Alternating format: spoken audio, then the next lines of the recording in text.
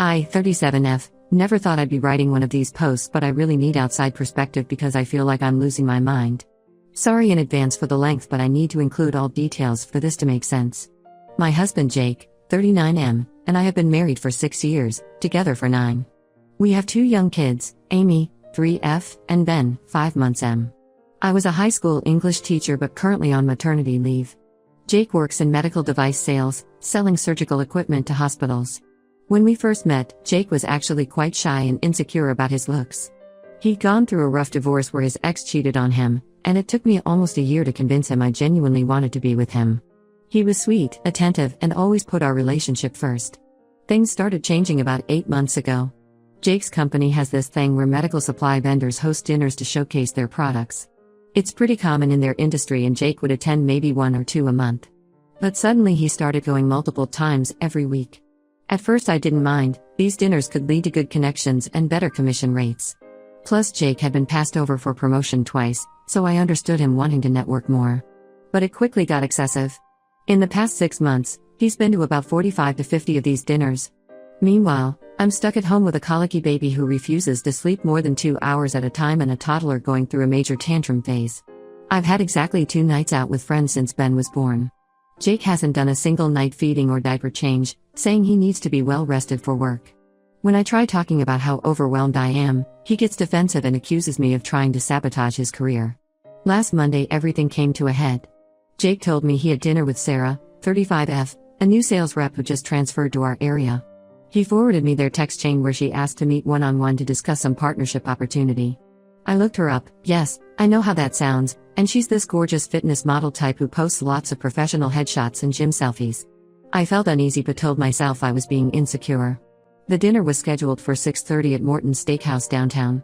Jake left at 6, saying he'd be back by 9 since Sarah had an early flight next morning. At 9:30 he still wasn't home. Ben was screaming nonstop. He has colic, and had woken up Amy, who was overtired and crying too. I was running on maybe 3 hours of broken sleep and desperately needed help. I texted Jake asking when he'd be back, keeping it casual like, hey, no rush, but any idea when you'll be home? Kids are having a rough night. No response. Called him at 9:45, straight to voicemail. Tried again at 10, same thing. Now I was worried something had happened. Called Morton's and the hostess said they hadn't had anyone matching Jake's description all evening. Their reservation system showed no booking under either Jake or Sarah's name. I started calling hospitals thinking there might have been an accident. At 10:15 I get a text from an unknown number saying Jake will be home by 11. I tried calling that number but it was disconnected. Called his parents but they hadn't heard from him. His mom suggested he might have gotten caught up in work talk and lost track of time. By 11:30 I was frantic and about to call the police. Jake finally shows up close to midnight, clearly tipsy. When I asked why he wasn't at Morton's, he got angry and said they went somewhere else because Morton's was too crowded. But he couldn't tell me which restaurant. When I mentioned calling him, he claimed his phone was on silent in his jacket. I pointed out his calls went straight to voicemail, which means he actively declined them. He then changed his story saying his battery died. We got into a huge fight. He accused me of tracking him and being controlling. Said I was probably suffering from postpartum depression and seeing things that weren't there. When I brought up how inappropriate it was to be unreachable for 6 hours while I was home with 2 crying kids, he said I was being manipulative and using the children to control him. The next morning I checked our phone records. We share a family plan. Jake and Sarah had been texting multiple times every day for the past few weeks, often late at night or early morning. When I confronted him, he finally admitted they'd been meeting for lunches too, but swears it's all work-related. Said I was being toxic and insecure, and his career needs to come first right now while I'm not contributing financially. It gets worse. His mother called saying I need to stop being so jealous or I'll push Jake away like his ex did. Apparently he told them I'm having mental health issues and imagining things. My own sister thinks I'm overreacting and should be more supportive of Jake's career. Even my best friend said work dinners are normal and I'm probably just sleep deprived and emotional. I told Jake to stay with his parents until we figure this out. He packed a bag but kept saying I was making a huge mistake. Says I'm going to regret creating drama out of nothing and ruining our family over my insecurities. Part of me wonders if I am overreacting, maybe I am just tired and hormonal? But my gut says something isn't right here. I feel like I'm going crazy. Everyone seems to think I'm being unreasonable, but I can't shake the feeling that something is very wrong here. Am I overreacting? Should I just apologize and let him come home? Really need objective opinions here. Edit. Wow, this blew up. Thank you all for the support and advice. To those asking, yes, I've kept screenshots of everything including the phone records. And no, Jake has never been this secretive about work events before.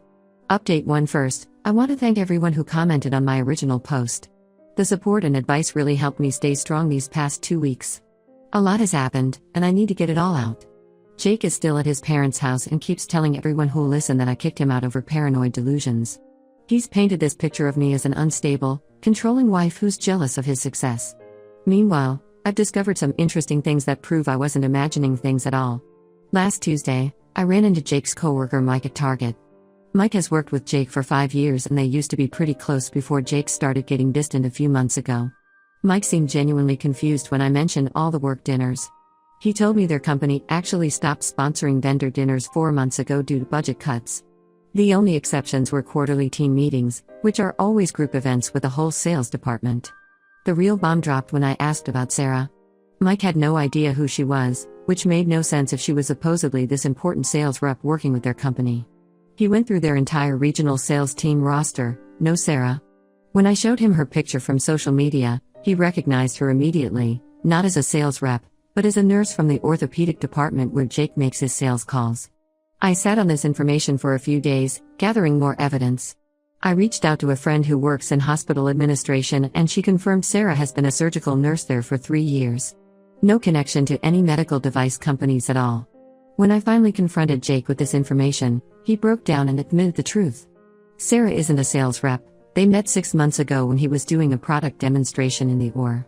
They started having lunch together in the hospital cafeteria, then it escalated to after-work drinks, and finally these fake work dinners as cover for their meetups. He swears nothing physical has happened between them, says they're just really close friends who connect on an intellectual level. According to him, Sarah understands the pressures of his job in a way I never could. He actually had the nerve to say their relationship is purely platonic even though they've been lying and sneaking around for months. His family's reaction has been infuriating. His parents are still defending him, saying emotional affairs aren't real cheating and overreacting.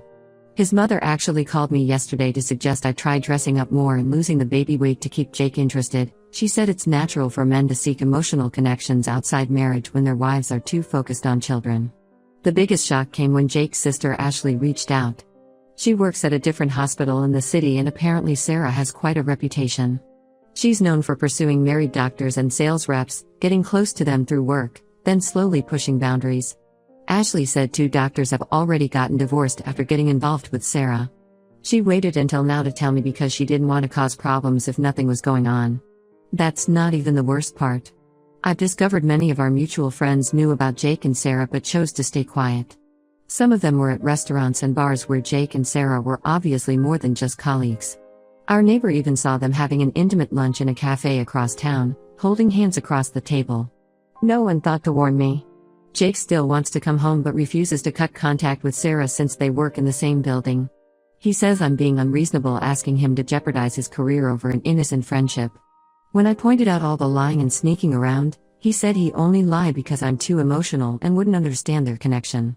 His latest argument is that I drove him to seek emotional support elsewhere because I've been distant since Ben was born. Apparently me being exhausted from taking care of 2 children alone while he's out with his friend means I'm neglecting his emotional needs. He actually suggested I get my mom to watch the kids more so I can be more present in our marriage. I feel so betrayed, not just by Jake but by our entire social circle. People I considered close friends watched my husband pursue a relationship with another woman while I was home with a newborn, and no one said a word. Some are still telling me I'm overreacting and should work on my marriage instead of throwing it away over a friendship. Jake's mom is hosting a family dinner this Sunday and wants me to come so we can all talk things through. She promises to help me understand Jake's perspective and find a way forward that doesn't involve separation. I haven't responded but I'm leaning towards not going. I don't need to sit through another lecture about how I'm not meeting my husband's needs. I have an appointment with a divorce lawyer next week, though I haven't told Jake yet. I keep hoping he'll realize what he's doing to our family, but every conversation just confirms that he cares more about his relationship with Sarah than being honest with me. Edit. Several people ask why I haven't contacted Sarah directly. I tried. She blocked me on all social media the day Jake moved out. Real classy for someone who's just a friend. Edit 2. Jake just texted saying he's told Sarah to take a step back until we sort things out, but still refuses to cut contact completely. Too little, too late. Update 2. I wasn't planning to update again so soon, but everything has exploded in the worst possible way. The truth finally came out, and it's even worse than I imagined. Last Thursday, I received an anonymous email with a bunch of attachments. There were photos of Jake and Sarah at the Marriott Hotel from back in April, while I was 8 months pregnant with Ben. Multiple days, always during his supposed work dinners.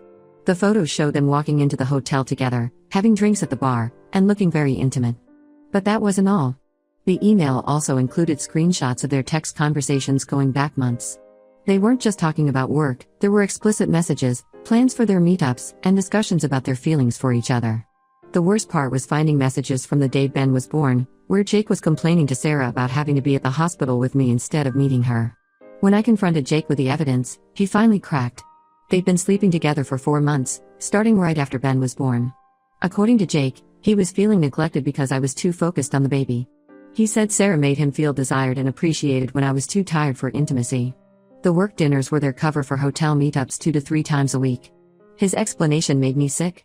He said he loves us both, me as the mother of his children and perfect wife, Sarah as his passionate lover who understands his needs.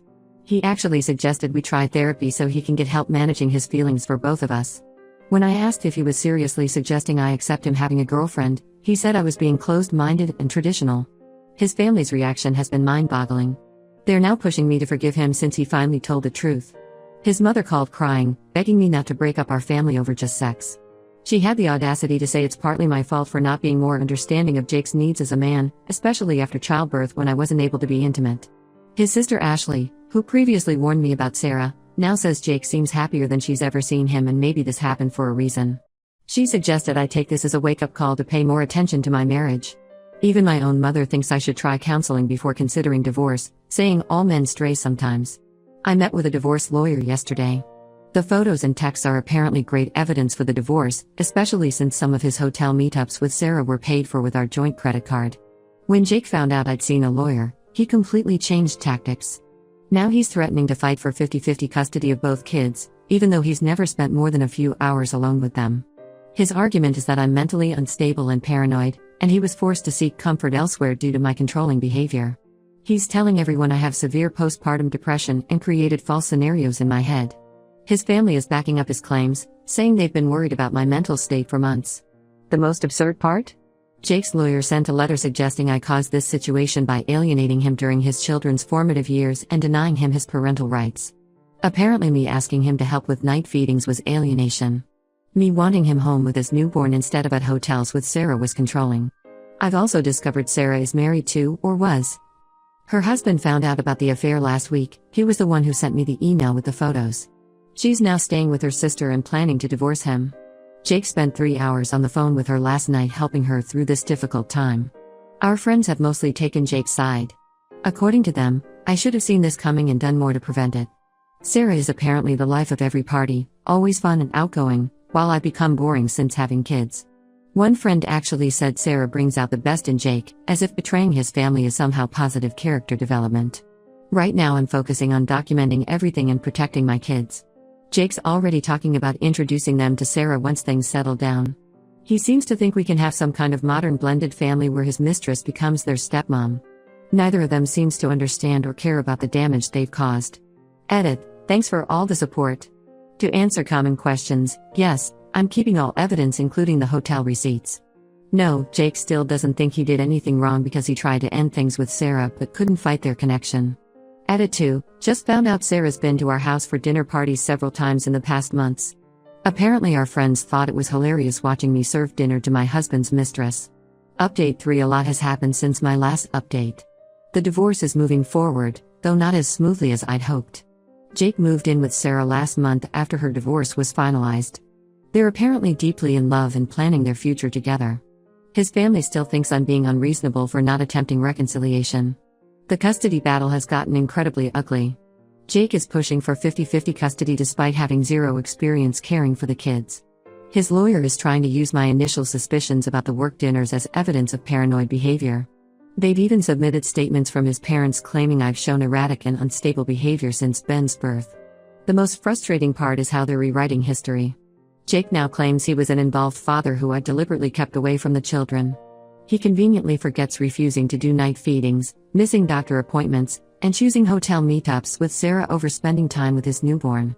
His mother testified that she often witnessed him trying to care for the children while I interfered. I had to get a new phone number last week because Jake's family wouldn't stop calling to lecture me about forgiveness. His mother showed up at my house unannounced several times, once with Sarah, trying to help us build a peaceful co-parenting relationship. She actually suggested we all have Sunday dinners together so the kids can bond with their future stepmom. Most of our mutual friends sided with Jake and Sarah. Apparently I'm the villain for not being understanding enough of their unique love story. Sarah's been telling everyone she tried to resist their connection, but Jake was unhappy in our marriage long before they met. She's even suggested that my coldness during pregnancy pushed Jake away. The real kicker came when I discovered they're planning their wedding already, even though neither divorce is final. Sarah's already talking about having their own babies soon. Jake seems to have completely forgotten he has 2 young children who barely see him. When he does take the kids for his court-mandated visits, they usually end up with his parents while he and Sarah go out. My sister finally apologized for not believing me initially. She came over after seeing Jake and Sarah making out at a restaurant when he was supposed to be having daddy-daughter time with Amy. Seeing him prioritize his affair partner over his crying daughter finally opened her eyes. I started therapy to deal with the betrayal, not because I'm unstable like Jake claims, but because I needed help processing how my entire support system crumbled. My therapist helped me see that Jake's manipulation started long before Sarah. He was already using the kids in my postpartum period to gaslight me. The mediation sessions have been a joke. Jake spends the whole time talking about Sarah's positive influence on his life and how I need to accept the relationship for the kids' sake. His latest demand is that Sarah be allowed to attend all future parent-teacher conferences and doctor appointments as his life partner. I don't regret kicking him out that night. Everyone who said I was overreacting has either apologized or shown their true colors. I'm focused on my kids and rebuilding my life. Started back teaching part-time and found a wonderful mom group that's been incredibly supportive. To everyone who's been following this saga, trust your gut. If someone makes you feel crazy for questioning their obvious lies, they're probably gaslighting you.